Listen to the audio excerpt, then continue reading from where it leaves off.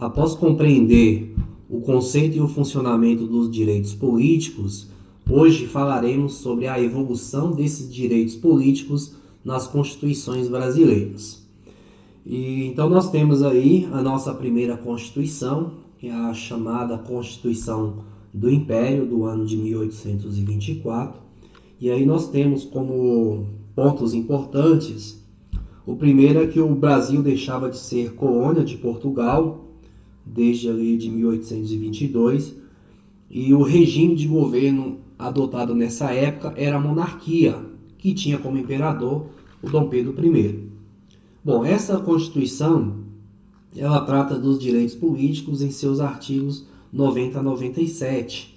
E aí temos um ponto que chama bastante atenção. Nessa época existia o voto censitário. Esse voto, ele era com base, esse direito de exercer esse voto era concedido com base no poder aquisitivo das pessoas. Ou seja, quanto mais posse essa pessoa tinha, mais ela poderia exercer esse direito. Existia uma quantificação, existia parâmetros, a partir de X valor, essa pessoa era dado a essa pessoa o direito de participar, de exercer esses direitos políticos, de participar de eleições. E então, com isso, existia a exclusão do processo eleitoral de vários segmentos sociais, como por exemplo, não podiam participar desse processo eleitoral homens solteiros menores de 25 anos, militares maiores de 21 anos, e os religiosos também não podiam participar.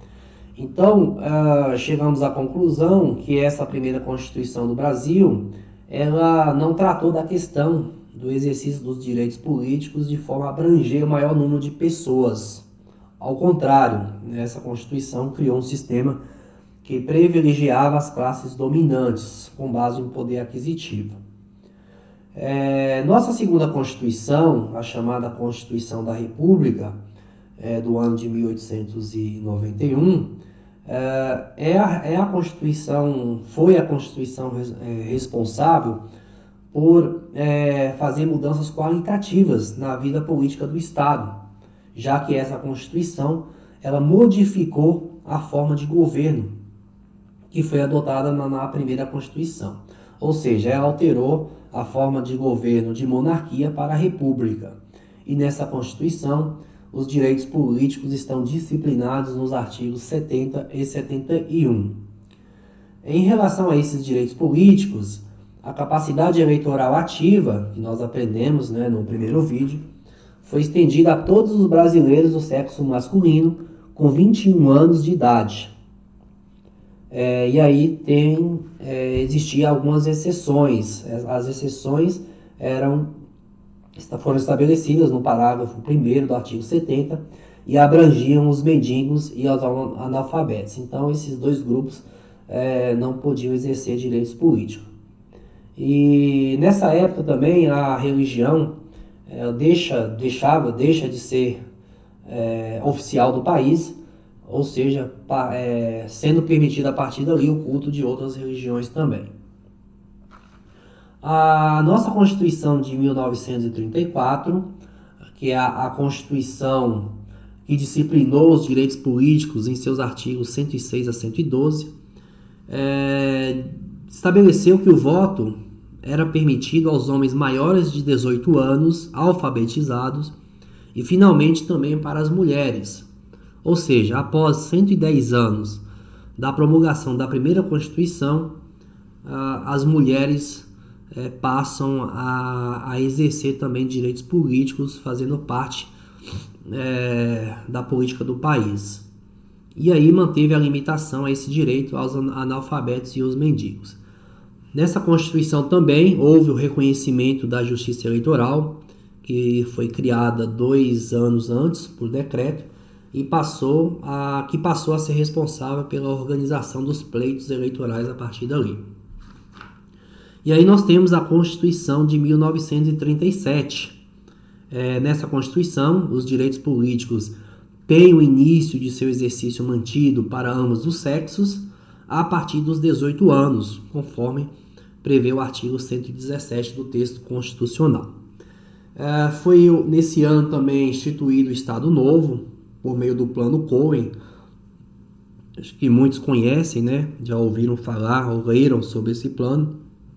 Esse plano foi considerado um golpe político e militar, onde surgiu um boato, né, que comunistas tomariam o poder do país, desrespeitariam lares, promoveriam greves e massacrariam líderes políticos. E anos mais tarde ficou comprovado que a divulgação desse plano Cohen, pelo governo, foi uma articulação com o objetivo de manter-se no poder. Chegamos então na Constituição de 1946. Após a renúncia do presidente Getúlio Vargas em 1945, o Brasil passa por uma redemocratização, onde foram restabelecidos dispositivos constantes nas constituições anteriores. Essa Constituição restabeleceu novamente as atribuições e independência de cada poder, do legislativo, executivo e judiciário. E quanto aos direitos políticos, foi mantida a mesma idade, 18 anos, né, conforme estabelecido em seu artigo 131. Em nossa Constituição de 1967, com emenda em 1969, foi um período difícil, marcado pelo regime militar no Brasil, regime que perdurou cerca de mais de 20 anos, e foi um período que sabemos, né, onde predominou o autoritarismo e houve a censura dos meios de comunicação, ou seja, não existia naquela época a liberdade de expressão. E no que se refere aos direitos políticos, o texto original tratou do tema em seus artigos 142 a 148. Manteve a obrigatoriedade do voto a partir dos 18 anos e limitou esse direito aos analfabetos. Aqui muitos entendem, né, que a emenda constitucional de 1 de 1969 trata-se de uma nova Constituição, uma vez que ela alterou praticamente todo o texto da Constituição de 1967. E então chegamos em nossa atual Constituição, a Constituição de 1988. Após o fim da ditadura militar em 1985, o Brasil inicia novamente um processo de redemocratização, onde os direitos dos cidadãos foram restabelecidos. E houve muitas conquistas, né, como por exemplo o fim da censura, né, dos meios de comunicação, passando a permitir a liberdade de expressão. É uma Constituição também marcada pela democracia, em que estabelece que os cidadãos devem eleger os seus representantes por meio de eleições periódicas, outorgando a esses representantes o poder de tomar decisões na governabilidade do nosso país. Essa Constituição, a nossa Constituição de 1988, trata dos direitos políticos em seu capítulo 4, do título 2, artigo 14, onde ela mantém o voto e o alistamento obrigatório para maiores de 18 anos e facultativo para analfabetos e maiores de 70 anos e pessoas com idade entre 16 e 18 anos. Então é isso, pessoal. Nesse vídeo podemos verificar, né, que houve uma evolução nos direitos políticos, né, desde 1824 até hoje, e espero que esse conteúdo possa ter contribuído aí para o seu conhecimento, para que você nos próximos vídeos esteja mais por dentro do tema. Aproveito novamente para pedir que você curta esse vídeo, compartilhe com seus contatos, se inscreva aqui no canal. Como eu falei na introdução, é um canal educativo, né? Um canal que certamente será útil para você passar a conhecer mais sobre esses temas, né, do funcionamento da política. Tudo bem, pessoal? Então até o próximo vídeo.